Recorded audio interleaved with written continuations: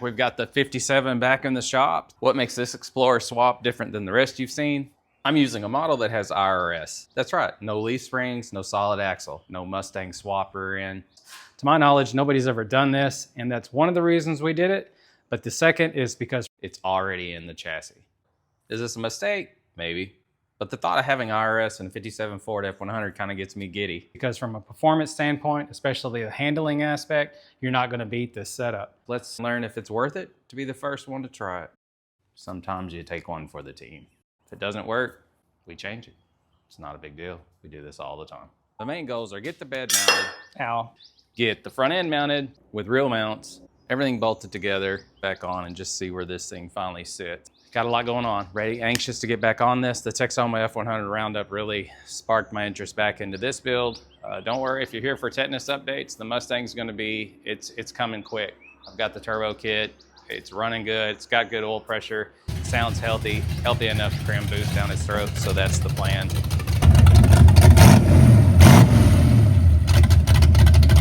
Let's get to work.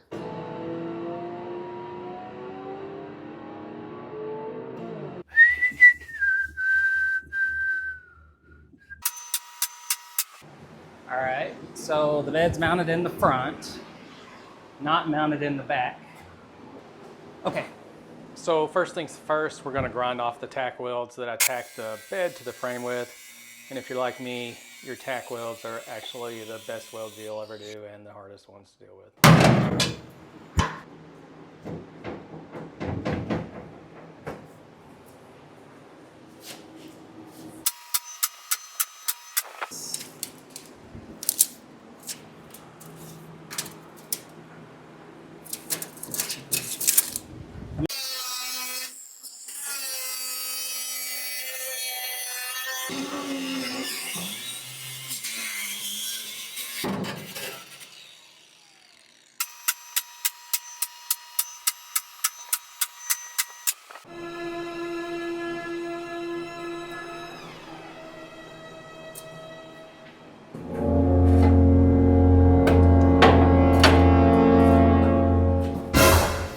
Off.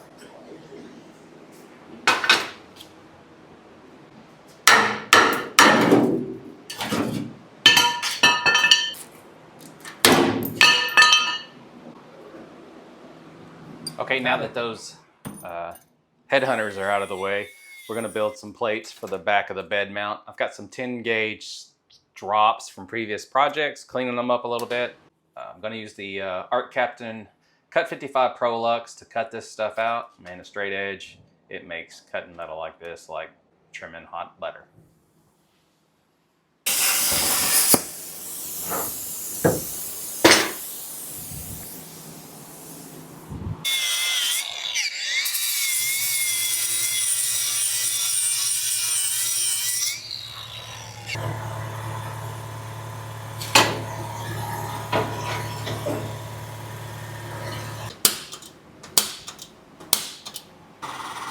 You've seen me use this machine before if you've watched the channel. It's a 10,000 ton press. I think I bought it from Vevor. It also has a pedal adapter that converts pneumatic power to hydraulic to power the press. I bought that second. Pretty sure I got the pedal attachment off of Amazon, but it sells different dies for this machine, and it will honestly get rid of your drill press. I've got the drill press out of the shop anymore. I don't use it anymore. You can buy different dies for this thing. As you can see, I'm still shocked by how this works. Bracing for utter chaos, and it goes through like a hole punch through paper.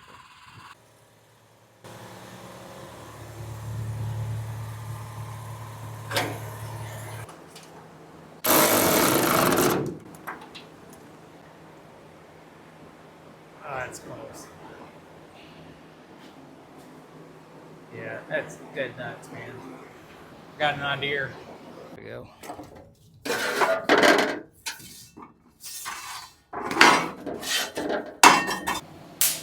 Ah.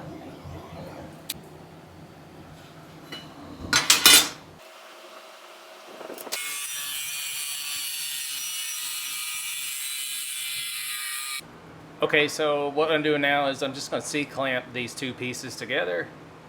That will give me the ability to unbolt them and pull them off in one piece and then weld them off of the truck. Look at us just getting smarter every video. It's amazing. Couldn't do it without you.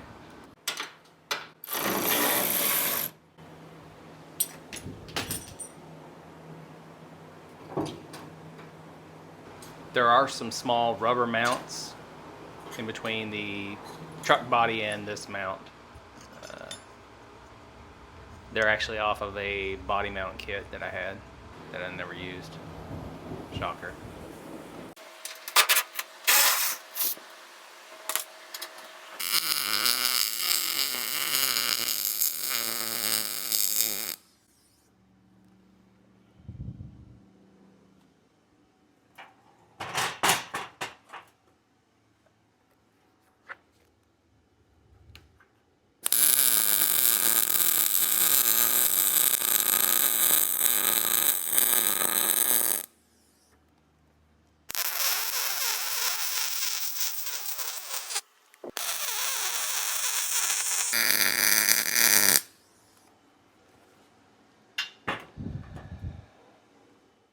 It's hot and humid in there. I've been welding. I just needed to get outside and get some fresh air. So decided to clean the engine bay in the 59. I probably haven't done this in a year and a half.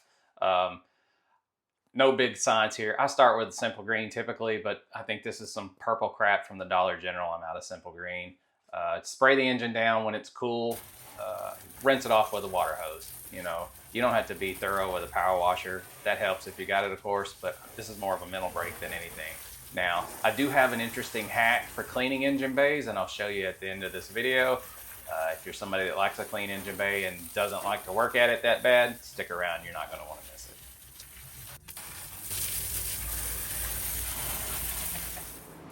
See what I mean? You sound like an owl. Now, I'm sure everybody's going to be saying this isn't enough lateral or vertical bracketry, and yeah, I get it. I'm trying to get this bolted on, though. Just relax.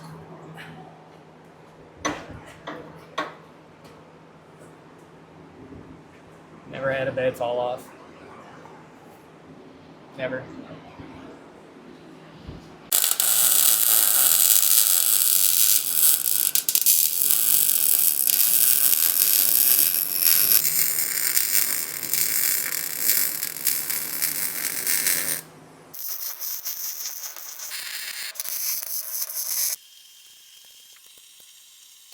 Okay, so I do have temporary mounts that are holding the front end on, and I like where they're at. They're symmetrical. The down point is they're literally in there with self-tappers. So I think I'm gonna leave that side of it, make sure this thing is level-ish, lined up well, and then I'll just drill big holes in that same plate, run a nut and bolt through it, bolt it in together where it goes, where you can remove it.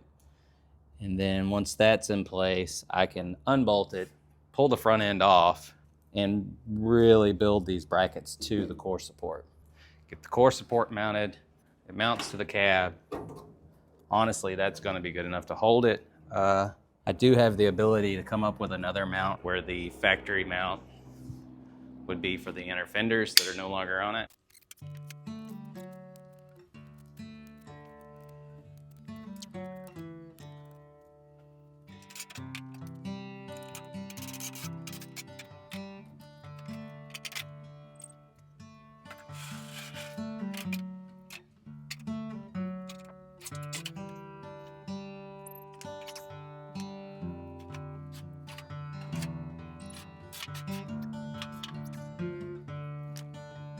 So there's a lovely self-tapper that broke off. There. It's not all gloom and doom. Just bring it the rest of the way through, right? Sometimes the easiest fight is to walk away.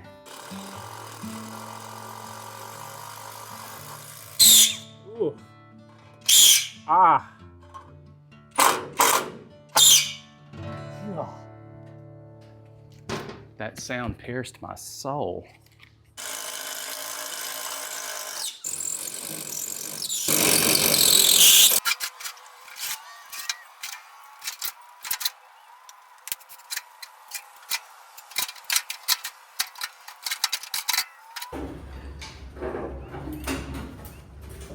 Somebody chopped this.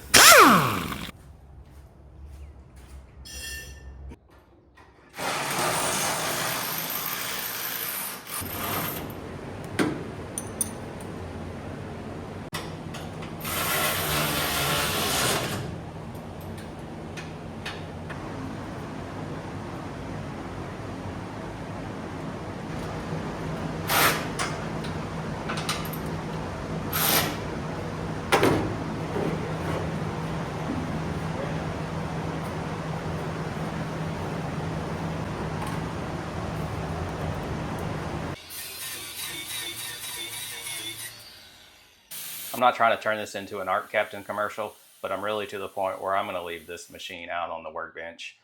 It's super small, it's compact, it cuts everything you'll ever need to. At my point in the shop, it's no longer a luxury to have one, this is a necessity.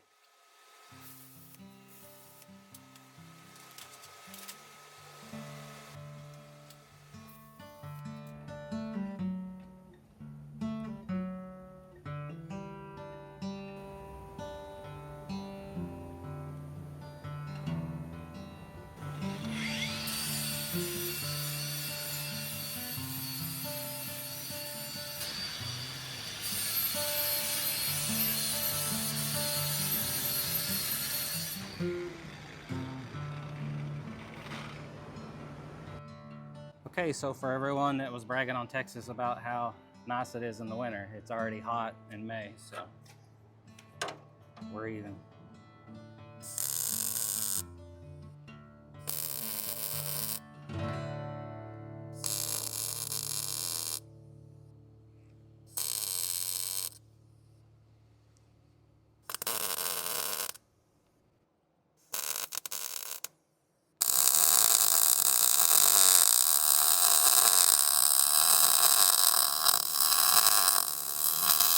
These were the original brackets that were just, what do you call it, sheet metal screwed into the frame rail.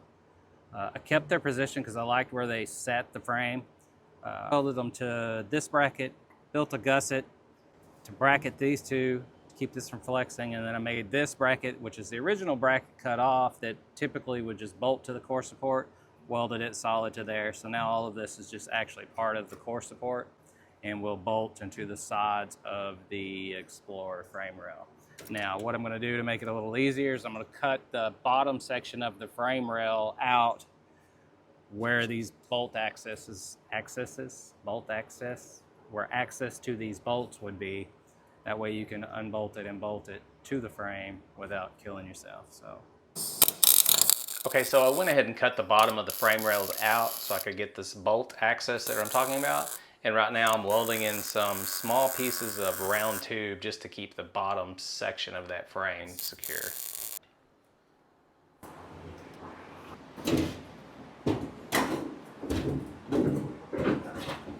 Outside of the frame rail.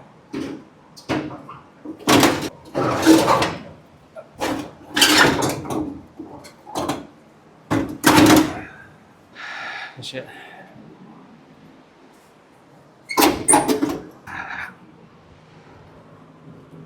Oh man, it's still hot. Ooh, that's hot. I mean hot. I got one bolt in. I'll wait till it cools off to do the rest.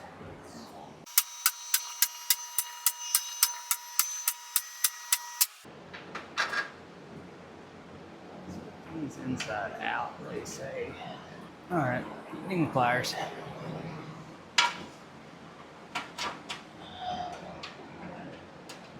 Need to go grab some washers. I'm cooling off. It's hot. All right, so I still need long pliers to get the top bolts in, but it is easy. There we go. There we go. It's nuts. We'll have to go grab some washers. I'm out of washers.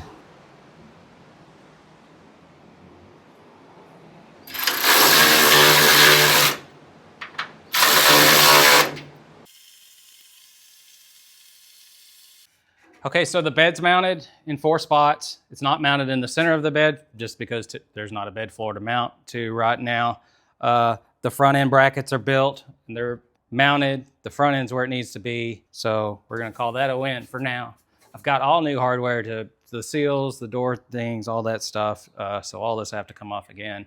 I think next will be the steering shaft. We need to lengthen that. That shouldn't be that big a deal. And then, who knows? We're just gonna keep working on it. So yeah, it's hot.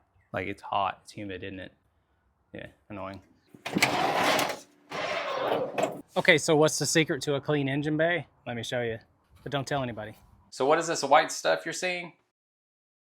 No-touch tire care. Been around for decades, it seems like. And the reason this works so well is whatever witchcraft's in this that cleans a tire before it treats it also cleans your engine bay. It makes your plastics pop, it makes your aluminum pop, your steel pop.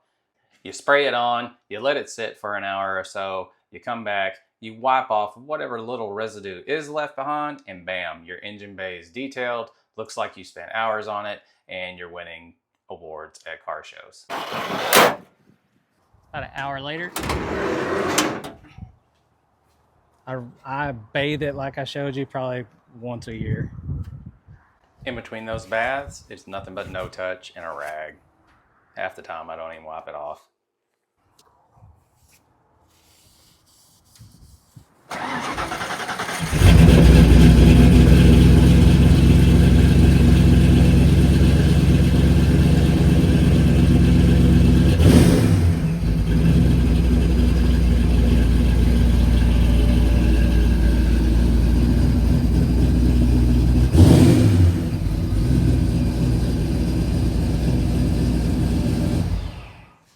Okay guys, that's gonna do it for this episode. Didn't get to the column, didn't really get everything accomplished that I wanted to, but that's life.